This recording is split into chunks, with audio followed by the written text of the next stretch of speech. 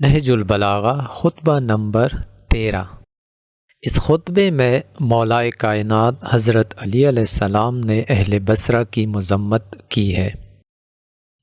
تم ایک عورت کی سپاہ اور ایک چوپائے کے تابع تھے۔ وہ بلبلایا تو تم لبیک کہتے ہوئے بڑھے، اور وہ زخمی ہوا تو تم باگ کھڑے ہوئے۔ تم پست اخلاق اور عہد شکن ہو۔ تمہارے دین کا ظاہر کچھ ہے اور باطن کچھ۔ تمہاری سرزمین کا پانی تک شور ہے۔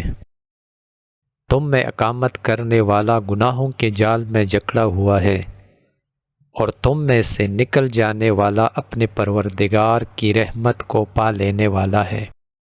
وہ آنے والا منظر میری آنکھوں میں پھر رہا ہے، جبکہ تمہاری مسجد یوں نمایاں ہوگی جس طرح کشتی کا سینہ، درحال کہ اللہ نے تمہارے شہر میں اس کے اوپر اور اس کے نیچے سے عذاب بھیج دیا ہوگا، اور وہ اپنے رہنے والوں سمیت ڈوب چکا ہوگا۔